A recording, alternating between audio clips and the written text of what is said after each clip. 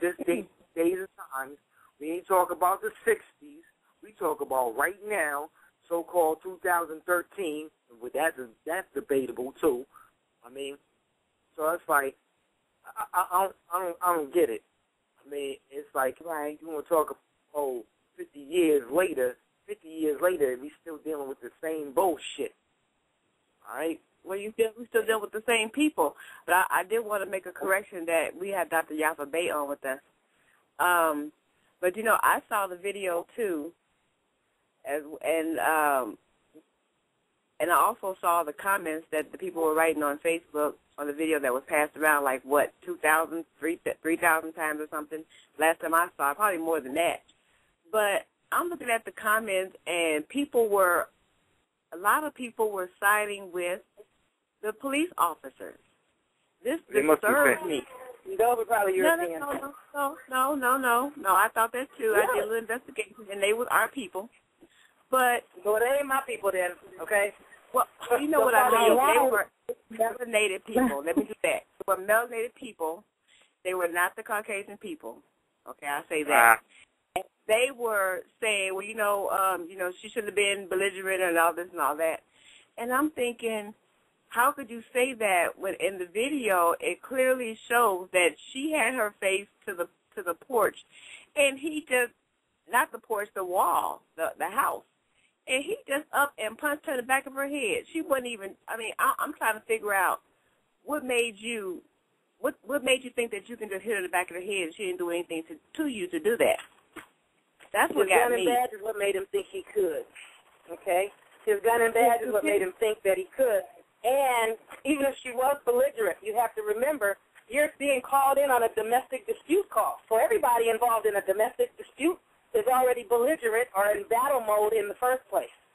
That's why it's such a very dangerous scenario for law enforcement agents to arrive to, because people are already fighting and in the heat of the moment. Some of them are gunned and ready to shoot. Some of them are knives and ready to stab. So a lot of cops that do get killed in the line of duty, it is in domestic scenarios. However, if she's being belligerent, it probably isn't about him. Have you ever run into situations where somebody starts chewing your head off and you didn't do anything to them? A lot of times people are in a bad mood because of something that happened to them before they encountered you. And you shouldn't take everything personally. This officer should have been better trained when dealing with a domestic dispute. You should be taught that everybody's already in a hothead state of mind when you show up. So no matter what they're saying, as long as they don't start pointing weapons at you or swinging weapons at you, you're not supposed to take it personally because it's not about you. They're angry when you get there. So these other people making these comments about her level of belligerence, you forget she was obviously in a combat-ready mode when the cops got there because they were called for domestic disturbance. So somebody was fighting already, which means she's angry but not with the cops. So the cops should have been better trained. You know, I didn't cut you off. My bad, sis. They say that their peace cannot be breached. You cannot breach a so-called overseer's peace. You can't breach their peace, meaning they're supposed to remain stoic, even if you're cussing them out. Because when I have a family member that's a police officer, during her training, the people, she's a black woman, and they were calling her all kind of niggas and shit like that in order to tell her, like, oh, you can't get emotional if someone don't want to get arrested by a nigga bitch. You know? So you got to be prepared for people to call you out of your name, and you need to, you know what I'm saying, you need to know that you cannot react emotionally. And they're telling her that. So it's like, okay, so that's what he was doing, reacting emotionally, and obviously with his hatred toward black people. So, I mean, there you I was go. going to say I didn't think it was that he wasn't properly trained, because I went through the same training. And yes, everybody is trained to do that, but that was his own personal thing. He just, you know what I'm saying, he didn't control himself. But I ain't surprised. I mean, I'm not surprised. That's one thing about it for me, is that I am not surprised, and we keep on getting surprised and keep on getting upset. But we ain't finna have no marches for that. We're not finna fool with that. You know what I'm saying? It's all they're doing is getting 250,000 shares, and that's it. And I can't believe with the marching. I'm sorry. I said, what did marching do for us? Marching didn't do nothing for us. Marching did nothing for us, but tells them, oh, all we're going to do is talk loud about it. We ain't going to do nothing about it. I mean, and look at the person who people didn't do nothing about it either. I'm saying their main ass kisser, what they do to him, killed them. Their main ass kisser. But you don't hear them playing none of the stuff he was saying before, which was really, was why they really killed him, because he was talking about why you ashamed of being black. Someone told you that black was ugly, but you know what I'm saying, but black is beautiful. Oh, why? But they don't play that. They're going to play that I had a dream and, you know what I'm saying, love your enemy type stuff. They didn't play that when he said, I feel like I'm integrating my people into a burning building. Right? All right, they ain't play none of that, though. You know what I'm saying? Right. So it's like, yo, I mean, when we want to talk about 50 years later, we still dealing with the same shit, even worse, because now we got people that look like us bashing us, too. Because back then, we knew the line. You know what I'm saying? Them over there, us over there, you can't even tell who's on your side because that same person that look like you is thinking for the enemy. You know what I'm saying? And it is what it is. And I was speaking to my wife real quick. I said, yo, look at this. All those black officers, all those black people they had in the National Guard or what have you in the military, not one of them is out there. They got nothing but white people out there. You know what I'm saying? And it's like, so they ain't trying to have no black people with guns. They ain't trying to have no niggas with guns, because if one of these daggone white boys throw a rock at one of them niggas with a gun, that nigga with the gun shoot one of them white folks, it's going to be some shit. You know? Right. It is what it is. They can shoot you all they want to. You shoot back is a problem. I mean? Right. Yeah, that's all the time. Yeah. Wow. Okay. Let me go ahead and address those who are coming in.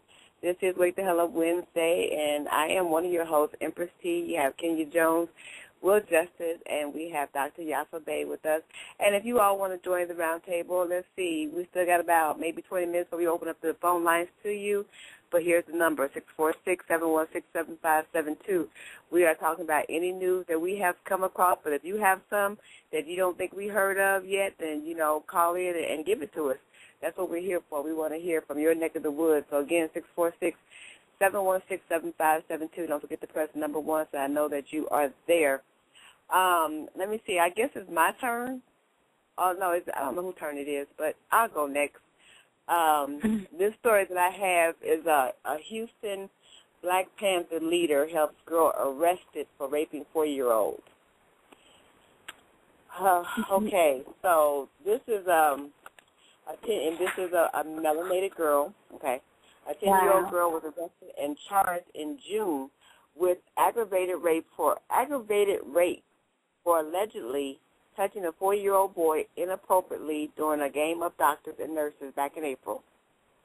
Now, the girl's family is working with Cornell X, who is the leader of Houston's Black Panther Party, to get some answers from authorities and delve further in the case. The girl, whom the media has been referred to as Ashley, and 9 years old at the time of the incident, had been playing with a few of her friends at a Houston housing complex last April when she was reportedly witnessed by a neighbor fondling a 4-year-old child. The unnamed neighbor immediately sought out the boy's mother to inform her about what she had seen. Authorities were called, but it took 2 months before the little girl could be placed in handcuffs. When officers came to Ashley's complex to arrest her, she told my Fox Houston reporters, I was at the track with my friend because I like running track with my friend, and then my mom called my friend, and she told me that my mom said I had to come home. She continued, I was crying, and they took me to the car, and I didn't want to get in, and I was crying, and I was moving and trying not to get in the police car, and my mom told me to calm down. Upon her arrest, the 5th grader was taken by police to a juvenile detention center and held for 4 days. The youngster was also interrogated by sex crimes investigators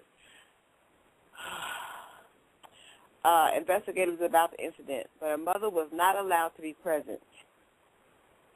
According to Ashley's mom, hold on. According to Ashley's mom, whose identity has been hidden as well, Her child was questioned in a room by officers for a grueling 45 minutes, and when she emerged from the safe, she was in tears. The mother reportedly told my Fox reporters, "It's a nightmare even having to go through something like this because that's my baby. That's my baby, and just the thought of her going through something like this hurts me." And in closing, when Ashley spoke to the My Fox News crew about her mom's visit when she was being held at the detention center, the little girl told reporters, "When my mom come to see me, I said I wanted to go home, and then she said I couldn't go home, and she was like, I know you want to go home." End of report. Now, go ahead. Wow. They can't even. Let me make sure I'm clear. Go ahead. First off, they can't even question a minor without the mother's permission and without their presence. Right? That's very first and foremost. So they're taking advantage of the fact that, and I noticed they didn't even mention a male in the picture. They don't even mention a man or a father, and that's how they take advantage of our children, is that there's not a male there. No one to stand up to say, hey, listen, no saying this is not going to happen. I disagree with that. I disagree with that because a woman can stop them just as well if she knew what the hell was going on. Because if you got a man up in there and he ain't knowing shit, they can get him too. Exactly, they can. But the thing is, they usually, by their systematic thing, what they do with them is they see that there is no male support and they go in for the kill. I mean, and if the mother would have fought back, that's what they would have called her, wrong. And tried to charge her also, if she was in the right or not. I mean, and they use her lack of knowledge against her, and this happens. Well, they questioned her. They questioned the little girl without the presence of the mother, but it does not say they didn't have the mother's permission. Because you got to understand that that's what they do, especially if the mother does not know with at least a little bit about the law. Just like that happened to my sister. Y'all remember when, I don't even know if you was with us then, Will, but when we had my little niece on, remember that, KJ? Yes. Several months ago, and they did her the same way. They did her mother the same way. Took her down to the little rape place or whatever you call it, and to do questioning. Took the mother with her, but when they got down there, the mother wasn't allowed to go in there with the little girl. That's what they do. She was a survivor in that case. She was a survivor. They're not supposed to separate you from your child. Period.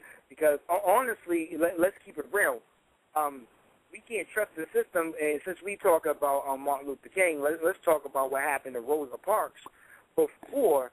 Let's say she sat on the bus. She was gang raped by white boys and went to the police. And what the police do? Nothing. Not a motherfucking thing.